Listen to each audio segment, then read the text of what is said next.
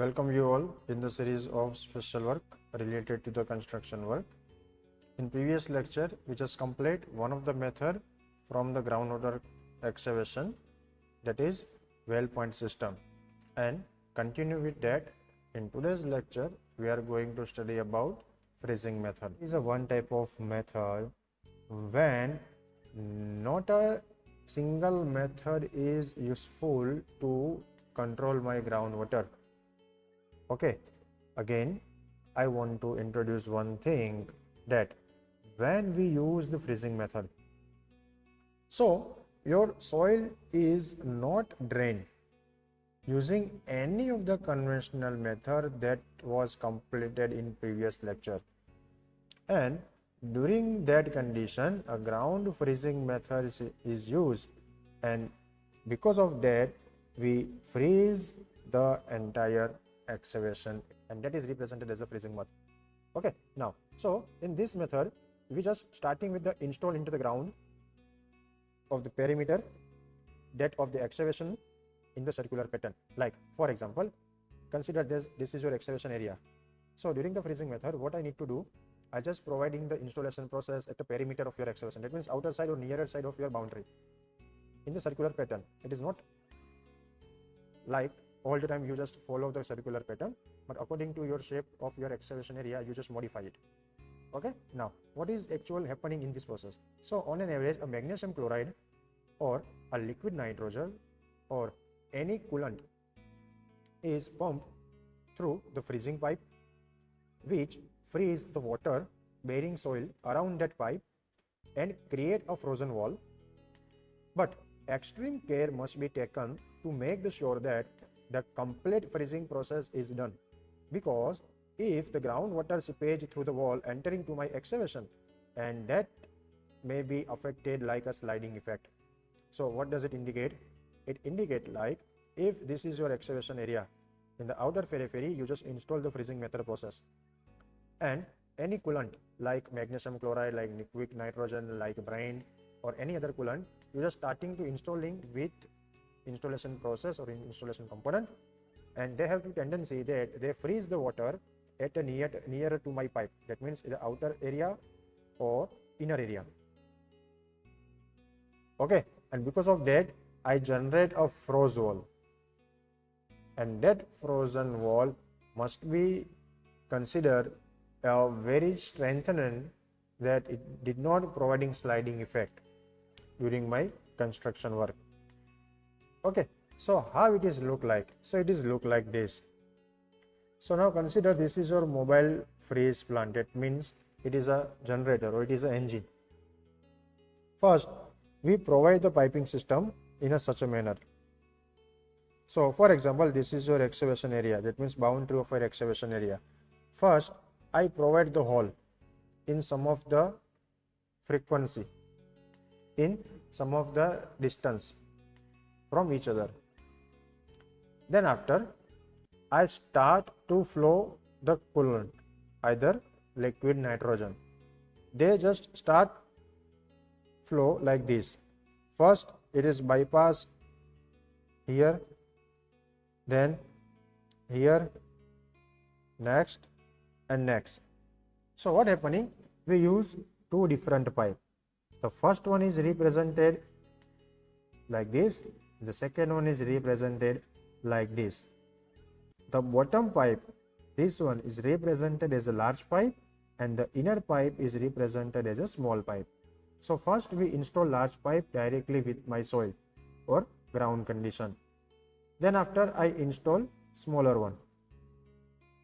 From smaller one I flow or bypass my liquid nitrogen or any coolant. So what happening? They just start from via this, coming out from bottom because it is open from bottom, and when the open bypass my coolant, then the nearer area start get pulling out.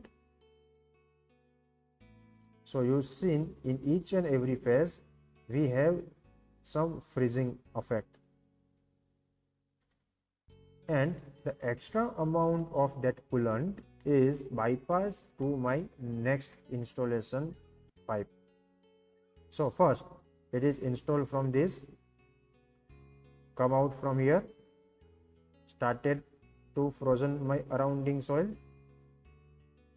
then it is moved towards second installation, again bypass, again frozen, move towards next. So this is a continuous process. Clear? And as we seen in this figure, then it is a very time consuming method. So on an average, if you need to frozen your water in a thickness of 1 meter, then it consider 15 to 17 days. Okay, so because of that, it is very costly. Clear? So some condition will be arise, like some of the students have the question, sir, at which condition I use the freezing method? So only simplest answer is like when none other any method will be useful or was useful for my dewatering method, only that time I choose dewatering system in terms of freezing method. Clear? So this is the actual things happening below my ground level. So first I providing the hole, and then after install pipe for the freezing process. As far as my freezing process start, the step-by-step procedure look like this, and at the last, after 15 days or 17 days, the entire area will be frozen and the thickness may be up to 1 meter. Okay, now we go with the procedure. So first we need resist refrigeration plant that can be installed nearer to my site work. Then after the larger diameter, as we discussed earlier, then the pipe which is installed below the ground, it is considered as a large pipe. The diameter of large pipe is 10 to 15 centimeter in terms of diameter, and the distance between each and every larger pipe is kept 1 to 1.5 meters, and that pipe is closed at the bottom. Okay, now then it is inserted a small pipe, and that small pipe has a diameter 2.5 to 5 centimeter, and it is open from the bottom. So because of that, the liquid nitrogen or the coolant can be bypassed from that outer area.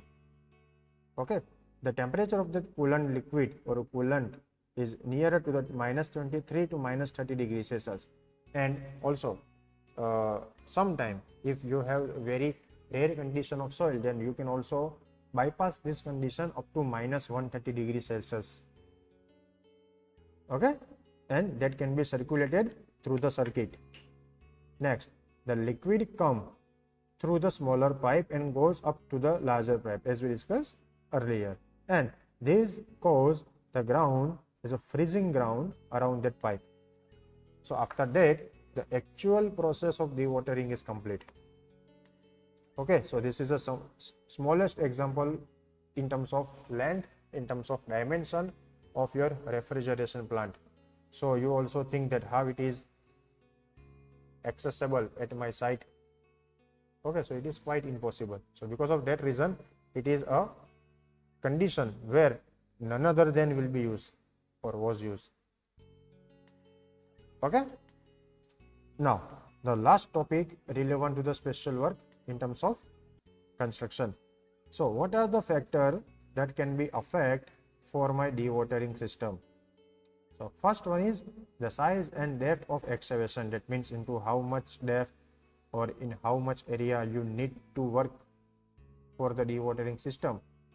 So depending on that, it is also factor affected for the dewatering system. Location and the environmental. For example, as sir discussed that for more than 2 meters or more than 3 meters, the second condition will be used. But if that condition is localized for the Kashmir or for the Himalaya, then it is not possible.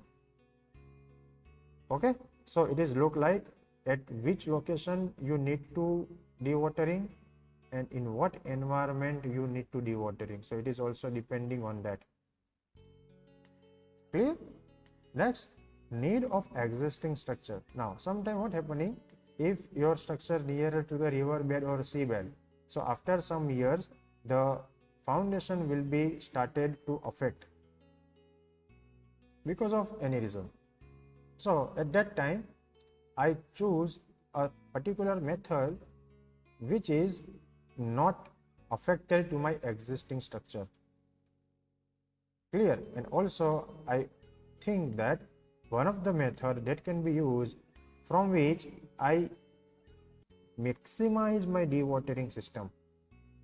Why? Because the problem faced with my existing structure, not for newly structure. Okay, so depending on the existing structure, that means it is existing or not, or what is the lifespan or what is the life of that structure, depending on that we also choose any of the method. Then soil characteristics and subsurface condition. Okay, so this point is refer in all type of method. Okay, depending on the soil condition and depending on the subsurface condition, the method will be changed. Okay, so it is also a factor that can be affect for the dewatering system. Now at the last, here we have a small table which is used that which type of suitability for which type of method for which type of ground condition. So it is very much useful for particular your process where you can identify which method is used for which type of condition. Okay, so left hand side we have different method and right hand side we have the different condition where and when they can suitable. Okay, and all the things are same as we discussed in the particular chapter. Okay, so we just go with some of the example that can be relevant for the dewatering system, either any of the method that can be relevant to any of the method. We just go only for the our purpose, for the understanding purpose. Okay, so it may be single, it may be double, it may be any other. So that's it for today's lecture. I hope you guys very well understand about the concept of the dewatering system and the different method that can be used for the dewatering system. Thank you so much.